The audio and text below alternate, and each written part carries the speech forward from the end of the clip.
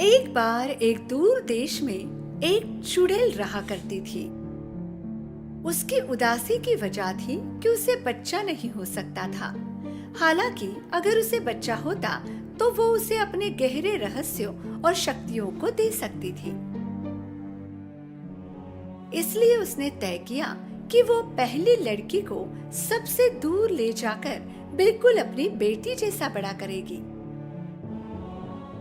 बुराई का जादू पूरी दुनिया पर कब्जा करेगा। जहाँ चुड़ैल रहती थी वहीं से कुछ ही दूरी पर एक किसान पति पत्नी रहते थे। एक दिन आदमी को बड़ी अच्छी खबर मिली जो उसकी पत्नी ने उसे दी थी। हमें बच्चा होने वाला है। दुर्भाग्यवश उनकी खुशी लंबे समय तक नहीं टिकी। महिला बहुत बीमार हो गई। जैसे जैसे समय गुजरता गया उसका वजन कम होता गया। अगर वो जल्दी ठीक नहीं होती तो बच्चे को खो देती। उसके पति ने हर दवा और फायदेमंद जड़ी बूटी की कोशिश की पर वो ठीक नहीं हुई।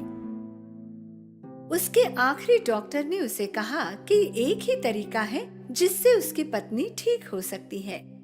एक बुरी चुड़ैल है, सिर्फ उसी के पास इसे ठीक करने वाली जड़ी बूटी है। अब सिर्फ यही एक रास्ता है। आदमी ने अपनी सारी हिम्मत इकट्ठा की और चुड़ैल के महल में चला गया और दरवाजे पर दस्तक दी। इतनी निडरता से मेरा दरवाजा खटखटा रहे हो, जरूर कोई महत्वपूर्ण बात होगी। मेरी पत्नी बीमार है, उसकी हालत दिन ब दिन बिगड़ रही है। मैंने सुना है कि केवल आप ही के पास उसके उपचार की जड़ी बूटी है। अच्छा, पर मैं तुम्हारी मदद क्यों करूं? मैं विनती करता हूँ, कृपया मेरी मदद कीजिए। मेरी पत्नी पेट से है। अगर मैंने उपचार नहीं किए तो मैं दोनों को खो दूंगा। उसकी स्थिति के बारे में सुनकर चुड़ैल ने अपना मन बदल दिया और उसकी मदद करने का फैसला किया। यदि तुम ऐसा कहते हो तो मैं तुम्हारी मदद करूंगी। चुड़ैल ने उसे उपचार की जड़ी बूटी दी। इस जड़ी बूटी के पत्तों का एक एक टुकड़ा रोज तुम्हारी पत्नी को खिलाना, तुम्हें वो ठीक होती नजर आएगी। आदमी बहुत खुश हो गया, भागते भागते घर पहुंचा। उसकी पत्नी ने रोज पत्तों का एक टुकड़ा खाया। उसकी तबीयत में सुधार आने लगा और उसका खोया वजन भी बढ़ता गया। पर कुछ दिनों बाद चुड़ैल ने दी हुई औषधि खत्म हुई। पत्नी की तबीयत फिर से बिगड़ गई। इस बार बहुत ही कम समय में उसकी हालत ज्यादा गंभीर हो गई। कोई उपाय न होने के कारण आदमी ने फिर से चुड़ैल के महल का दरवाजा खटखटाया। चुड़ैल को पता था कि वो वापस जरूर आएगा। ये वही बीज है जिससे तुम्हारी पत्नी ठीक हो सकती है। तुम इनको तुम्हारे बगीचे में लगा देना और फिर तुम्हारी पत्नी और बच्चे को बचा पाओगे। पर मेरी एक शर्त है, अगर तुम्हें बच्ची होती है तो तुम उसे मुझे दोगे। मैं ऐसी शर्त कभी नहीं मान सकता। तो जाओ यहाँ से। चुड़ैल ने उसके मुंह पर दरवाजा बंद किया। दुखी होकर आदमी घर वापस आ गया। वो अपनी पत्नी को कुछ भी बता नहीं सकता था। जैसे जैसे दिन गुजरते गए पत्नी की हालत बिगड़ती गई। अब बच्चे को भी खतरा बढ़ गया था। आदमी की रातों की नींदें उड़ गई थी। अगर वो चुड़ैल की शर्त नहीं मानता तो वो पत्नी और बच्चा दोनों को खो देता। पर अगर वो शर्त मान लेता है और अगर उसे बेटा पैदा होता है तो उसकी पत्नी और बच्चा दोनों बच जाते। इसीलिए उसने अपना मन बना लिया और चुड़ैल के महल में गया। उसने चुड़ैल की शर्त मान ली और बीज लेकर घर गया। चुड़ैल ने दिए हुए बीज उसने अपने बागीचे में बो दिए। बीज बहुत ही कम समय में उग गए। आदमी ने अपनी पत्नी को बागीचे में उसने उगाए हुए पत्ते खिलाए। जैसे दिन बीतते गए उसकी पत्नी ठीक हो गई और उसने एक स्वस्थ बच्चे को जन्म दिया। पर आदमी को अब डर सता रहा था। ये एक सुंदर बच्ची है। उसी दिन राजमहल में एक उत्सव मनाया जा रहा था। रानी ने एक बेटे को जन्म दिया था। राजा बहुत खुश था क्योंकि अब उसके बाद उसका राजकुमार था जो भविष्य में राजा बनता। राज्य की जनता बड़े दिल वाले राजा और रानी से बहुत प्यार करते थे। किसी को पता नहीं था कि भविष्य में एक दिन इन दोनों बच्चों के जीवन मिलेंगे। पति पत्नी की खुशी ज्यादा दिनों तक नहीं टिकी। उसी दिन चुड़ैल आई और बच्ची की मांग की। पति पत्नी ने भारी मन से बच्ची चुड़ैल को सौंप दी। मेरी बच्ची वो अब मेरी बच्ची है, पर फिक्र मत करो, मैं उसका अच्छे से ख्याल रखूंगी। मैं उसे रपुंज़ल नाम देती हूँ। चुड़ैल बच्ची को लेकर जंगल में चली गई, जहाँ उसका बहुत बड़ा टावर था। चुड़ैल सीढ़ियों से टावर के बहुत ऊपर चली गई। वो आखिरी मंजिल के एक कमरे में पहुँचे। चुड़ैल ने बच्ची को उसके पालने में रखा। रपुंज़ल, मेरा सुंदर बच्चा। चुड़ैल को ही अपनी माँ मानकर रपुंज़ल ने उस टावर में अपना जीवन जीना शुरू किया। दिन के समय रपुंज़ल टावर से नीचे उतरकर महल के सामने खेला करती और रात को दोबारा टावर के आखिरी मंजिल पर अपने छोटे से कमरे में लौट आती। चुड़ैल ने रपुंज़ल के सुनहरे बाल कभी नहीं काटे। वो रोज उसके बालों में अच्छे से कंघी करती। छोटी बच्ची को ये बहुत पसंद था। दिन गुजरते गए। रपुंज़ल अब बड़ी हो गई थी और अब वो किशोरी बन गई थी। एक दिन चुड़ैल टावर के पास गई और रपुंज़ल को बाहर बुलाया। रपुंज़ल, मेरी बच्ची, अपने सुनहरे बाल नीचे फेंको। रपुंज़ल ने उसके सुनहरे बाल नीचे फेंके। उसके बाल अब नीचे तक पहुंचने लगे थे। बहुत अच्छे। चुड़ैल टावर की सीढ़ियों तक पहुंच गई। फिर आखिरी सीढ़ी पर खड़े होकर उसने कुछ जादुई शब्द बोले और सीढ़ियां गिरने लगी।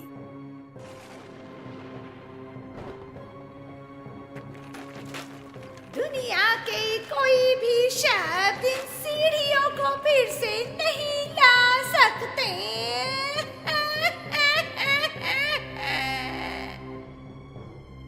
आश्चर्य के साथ जो भी हो रहा है उसे देखकर रपुंज़ल जान गई थी कि वो टावर से नीचे कभी नहीं उतर सकती। चुड़ैल रोज टावर से नीचे उतरने के लिए रपुंज़ल के बालों का इस्तेमाल करती और शाम को भी वो टावर के नीचे आकर रपुंज़ल को पुकारती। रपुंज़ल, तुम्हारे बाल नीचे आने दो, तुम्हारी माँ आई है। उसकी आवाज सुनकर रपुंज़ल अपने बाल नीचे छोड़ती और उसी के सहारे चुड़ैल ऊपर आ जाती। माँ, तुम मुझे टावर के बाहर क्यों नहीं जाने देती?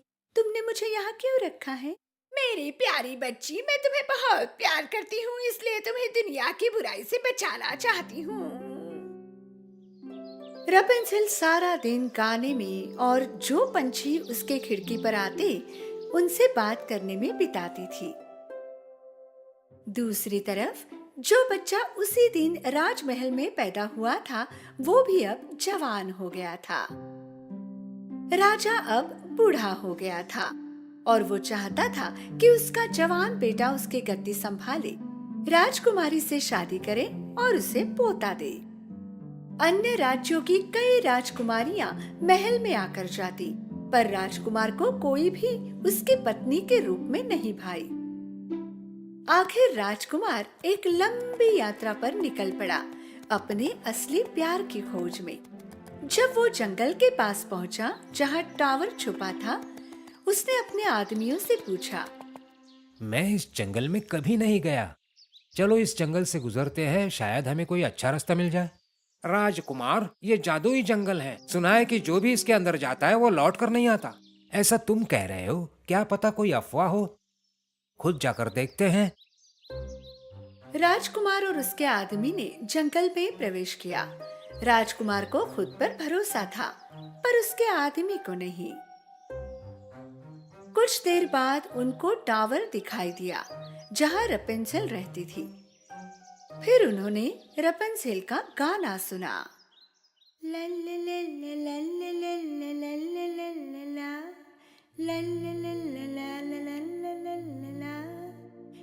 कितनी मीठी आवाज है।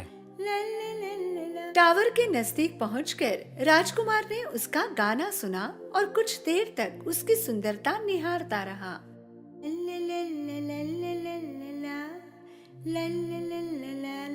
उसी समय चुड़ैल वहां आई और उसने रपेंजेल को पुकारा। रपेंजेल, तुम्हारे सुनहरे बाल नीचे आने दो। चुड़ैल की आवाज सुनकर रपेंजेल ने उसके सुनहरे बाल नीचे छोड़े और चुड़ैल बालों के सहारे ऊपर चढ़ गई। अच्छा, तो इसका नाम रपेंजेल है। राजकुमार ने कुछ समय टावर के आसपास घूमने का फैसला किया और रपेंजेल को देखता रहा। चुड़ैल रपेंजेल के बालों के सहारे हर सुबह नीचे आती और रात को ऊपर चढ़ती। रपेंजेल, तुम्हारे सुनहरे बाल नीचे आने दो। आखिर एक दिन राजकुमार ने अपना सारा साहस जुटाकर जब चुड़ैल वहां नहीं थी, टावर के पास गया और पुकारा। रपेंजेल, रपेंजेल। रपेंजेल पहली बार उसकी माँ के अलावा किसी और की आवाज सुन रही थी। पहले वो संकोच कर रही थी, लेकिन बाद में वो बहुत उत्सुक थी देखने के लिए कि कौन हो सकता है। इसलिए उसने खिड़की के नीचे देखा। उसने देखा एक नौजवान नीचे से उसको देख रहा था। तुम कौन हो और तुम मेरा नाम कैसे जानते हो? मैं इस साम्राज्य का राजकुमार हूँ। मैंने तुम्हारी अद्भुत आवाज सुनी है और मैं तुमसे मिलना चाहता हूँ। मुझे अनजाने लोगों से बात करने की अनुमति नहीं, कृपया चले जाओ। तुम्हें मुझसे कोई खतरा नहीं, मैं वादा करता हूँ।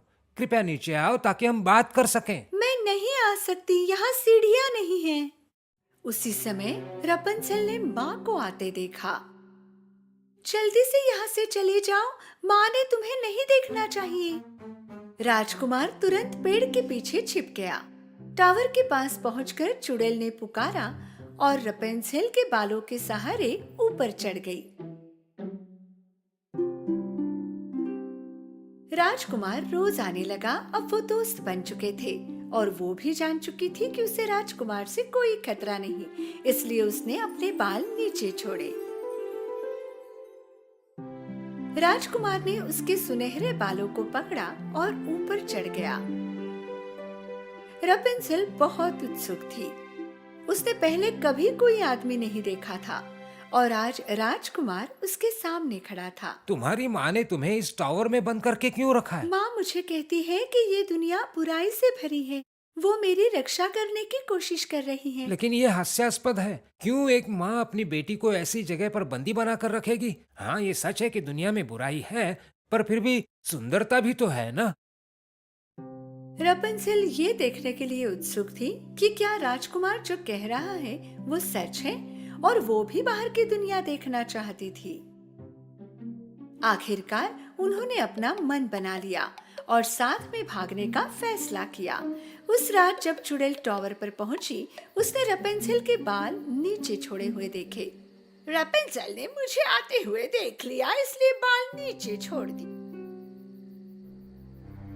टावर चढ़ने के बाद उसने क्या देखा? रपेंजेल के बाल काटकर खिड़की से बंधे हुए थे और रपेंजेल कहीं नहीं थी। उसे पल में एहसास हुआ कि रपेंजेल भाग गई।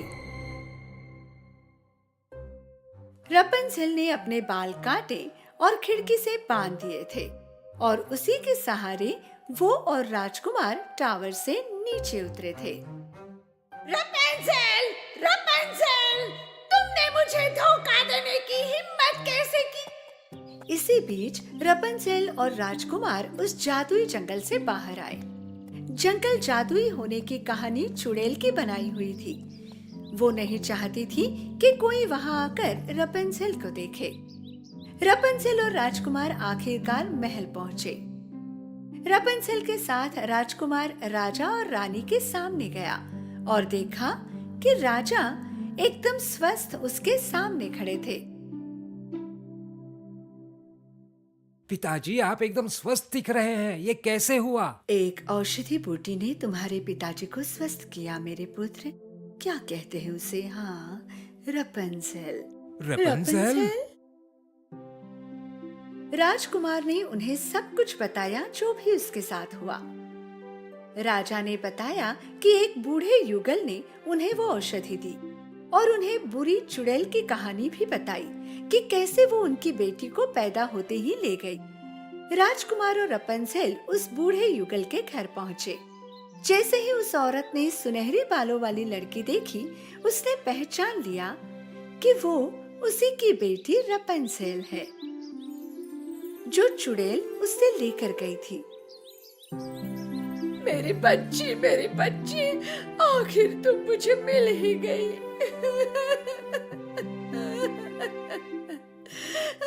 शुरुआत से पूरी कहानी सुनकर रपंजेल ने अपने माता पिता को अपना लिया। राजकुमार और रपंजेल का विवाह हुआ और वे खुशी खुशी रहने लगे। तो टावर में फंसे चुड़ैल के साथ क्या हुआ? राजा ने चुड़ैल को पकड़ा और उसी टावर में कैद किया और टावर के नीचे सैनिक तैनात किए ताकि चुड़ैल वहां से ना भाग पाए। चुड़ैल के साथ ही उसके गहरे जादुई रहस्य भी गायब हो गए।